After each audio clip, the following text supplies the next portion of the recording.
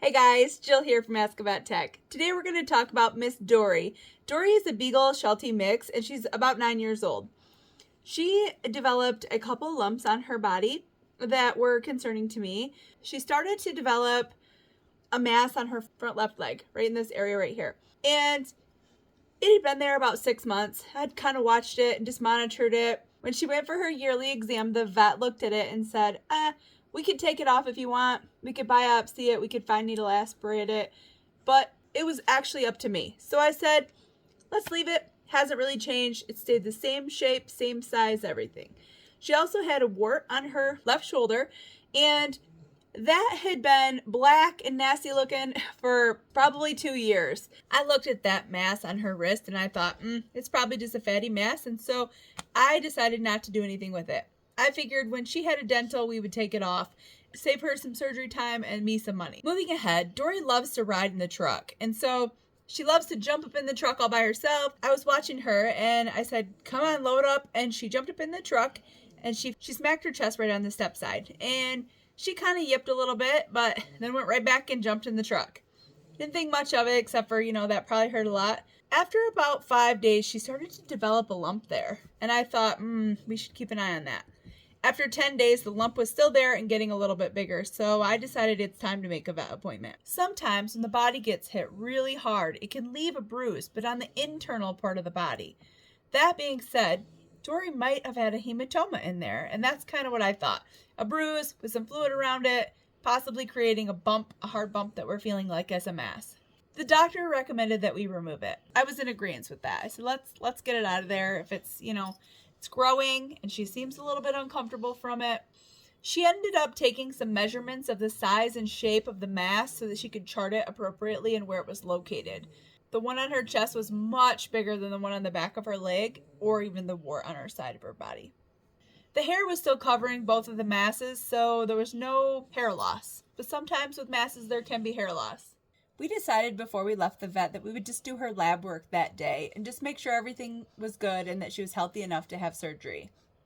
Everything on her laboratory testing came back fine. A fine needle aspiration could be performed at this time, and that's where the vet pokes the mass with a needle and removes some cells and then takes those cells and looks at them under the microscope. If a fine needle aspirate came back as inconclusive or they don't know what it is, the next step would be to perform a biopsy or mass removal.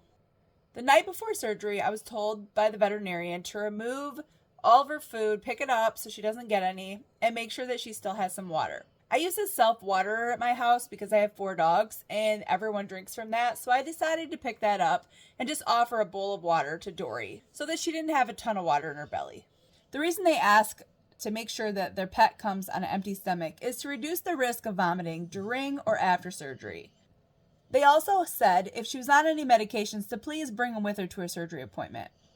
This is especially important if your dog is a diabetic or has seizures. Keeping them on their medication is crucial to their health. When surgery day came, we got to the vet office and we were called back in order of the appointment time. The veterinary technician that will be in surgery that day checked her all over, listened to her heart, her lungs, took a body temperature, and did an overall exam to make sure that she didn't have any external parasites. She asked me when Dory last ate and if she was on any medication and overall how she was feeling. Dory had been having a little bit of spit up or regurgitation that morning because she eats on a schedule and she did not get breakfast. The plan was to give her some anti-nausea medicine just to make sure that she felt comfortable. Then I was asked if I wanted to send her masses into the laboratory to find out what the masses were made of, if they're cancer or not. I said yes, and at this point you can choose yes to one mass, yes to multiple masses, or however many you want. I said yes to the one on her leg and the one on her chest. The wart I declined. The reason we send these masses in is to help the vet know how to move forward in treatment after surgery, and it helps you to know if the masses are cancerous and if they might come back or not. I always recommend having some of them sent in if you can financially afford it. This gives you added peace of mind. After that, Dory was taken and placed in a kennel with fuzzy blankets, and her cage card was attached to her cage. Dory had already had her lab work done, so she didn't need any extra testing at this time. But if she had not, this would be the time that they would have drawn labs on her. Then it was time for surgery. The vet did her exam to make sure that she was comfortable with doing surgery on Dory. A lot can change in a short amount of time, so she wanted to do the exam right before surgery. Dory was then prepped for surgery. She had an IV placed in her leg, and fluids were started. And that way they could easily give her medications that she would need for surgery, and they could keep her hydrated during surgery. Keeping her hydrated is super important. It helps regulate her blood pressure. She is then given some medication in her IV to make her sleepy and go under anesthesia. At this point, there's a lot of prep work that the technician team does, from shaving the surgical site to cleaning the area to putting the blood pressure monitor cuff on, placing a tube to keep the airway open so that the patient can be kept under anesthesia via gas inhalation. And most importantly, their vital signs and signalment. The technician, the assistant, and the doctor all work hand in hand to make sure that the patient is comfortable, well under anesthesia, and that the surgery goes well. The technician or the assistant then provides a surgical scrub to the patient to make sure that we keep all the germs outside of the patient that were there and none make it inside of the body. The doctor is then scrubbing in, getting her hands nice and clean, gloving up, and getting a cap on to get ready for surgery. There's so much more that happens behind the scenes than anyone ever realizes, but it is just part of the surgical protocol. The doctor removed the most involved mass was removed from her chest. This mass was a really tricky one, the doctor said. There was a lot of vital to life structures in that area. The jugular vein runs right through there. She said that she had to dissect this mass from around all those structures. She said that this mass is very interesting in composition. Dory is then sutured up in the chest. Other stuff had to really be worked at to get out of there, and some of it looked necrotic. So that mass here goes off to the laboratory as well. The doctor removed the wart, discarded it, and then the front leg mass was removed and placed in a jar to send to the laboratory. Dory is then sutured up and woken up from surgery. This is a long, involved surgery, and she would need to stay a while to recover from the medication used to help her keep her comfortable and keep her under anesthesia. It is important to note that they can be groggy for 12 to 24 hours after surgery.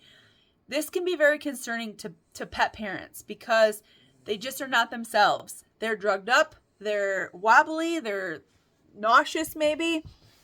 There can be a lot of things that you see at this point. Sometimes they'll urinate, sometimes they'll defecate, just because they can't get outside at this point. And they just had major surgery and they need to rest and recover. So sometimes they just need that medication to keep them calm. In Dory's case, she did not need help being calm. She was really calm, which is not like her. She normally goes 100 miles an hour and then sleeps and then back at it again. She's so active all the time. The vet decided not to put a cone on Dory because of the location of the incision on her neck.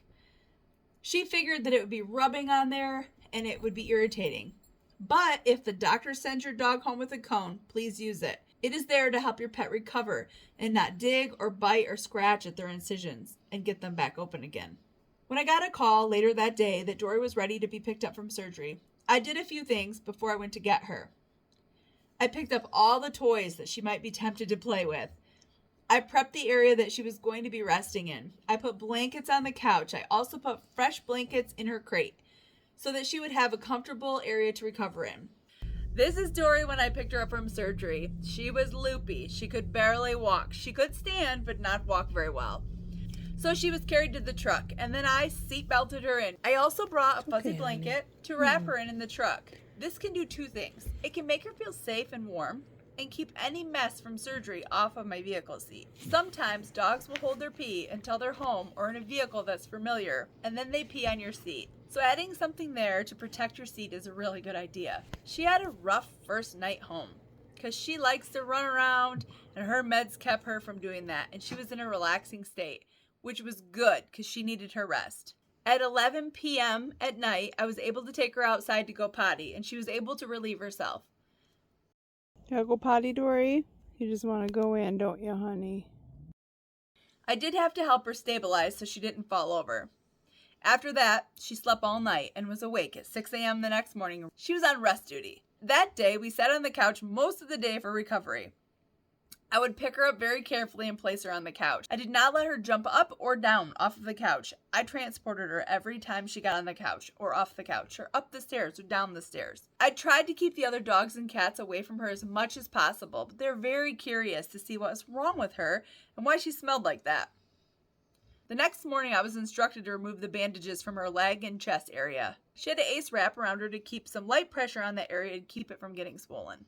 I removed the bandages and there was minimal discharge on the gauze, which is a good sign.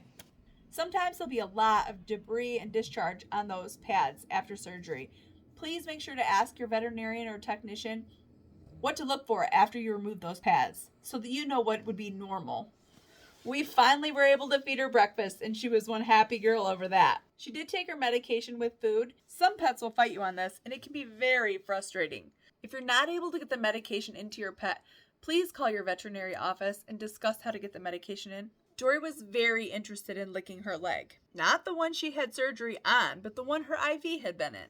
But that's the same leg that she licks sometimes when she has anxious moments. And I did a video on that. It's called a lick granuloma, and it'll be right here. She didn't worry much about the other spots. After a day of her worrying about the spot on her leg where the IV had been, I noticed that she had been starting to scratch at her incision on her chest. I decided to put a shirt on her to cover those areas. She was going to have a harder time causing injury to those areas with a shirt on. She seemed to be really extra warm while wearing the shirt, so we took it off a few times just to let her cool down. Now looking back, I'm not completely sure if it was warmth or if it was panting from the medication she was on. It could have been either one or a combination of the two. Either way, I wanted to look at her incision every day anyway, so taking the shirt off at least once a day was a good idea anyway. If there had been a bunch of drainage, I would have washed the shirt every day. You want to keep it clean and dry because that speeds healing. She had days when she would be super grumpy about not being able to play, and she would growl or snarl at the other dogs and cats, just out of annoyance. I did give her some time with her lick mat and some other toys like a nylabone that she could still chew on, but it wasn't something she was allowed to play fetch or run free with yet. During this time, we had to help her up and down stairs, just until her stitches come out. This is super important to follow the vet's recommendations for proper healing. She was leash walked for potty time and exercise time to make sure she wasn't running freely and wrestling with the other dogs. She had surgery on a Thursday and was rechecked the following Wednesday. The doctor went over our test results from the masses that we had sent in. So according to the paperwork from the lab, they were not able to confirm that there were clean margins or boundaries of the removal, meaning that it could come back. It could also come back if it had made it into her lymphatic tissue, which is also not great news.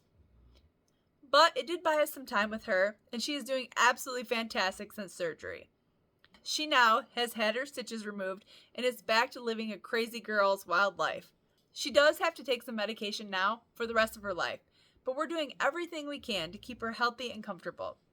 It may never come back, or it may come back again, but only time will tell. If you see a lump on your dog and you're worried, please know that your vet would love to look at it for you.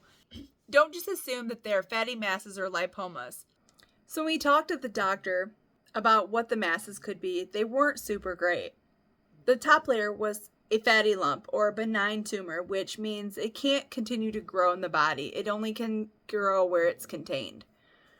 The bottom layer was a grade 2 sarcoma. That is actually a malignant tumor, meaning that it can spread and it will multiply and it can go other places in the body. The doctor did everything she could to remove everything she could, but being where it was located in the neck region, there's a ton of stuff in there that is super vital, and you have to be really careful where you cut and trim and all that.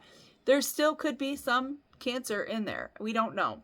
The mass on the leg that I wasn't even worried about turned out to be a low-grade mast cell tumor, which is real bad. She's doing fantastic right now, and there's been no sign of it reoccurring. We did buy some time with Dory, and we are super grateful for that. She is doing fantastic since surgery. She's all healed up, and all of her suture lines are nice and clean and closed. So she's back to living her crazy girl life. I sure hope with sharing my experience and Dory's experience with surgery and kind of what happens behind the scenes might make you feel a little bit more comfortable about taking your own pet in to have surgery done. If I had waited a little bit longer, even a month, who knows what that mass would have turned out to be. Thank you so much for watching.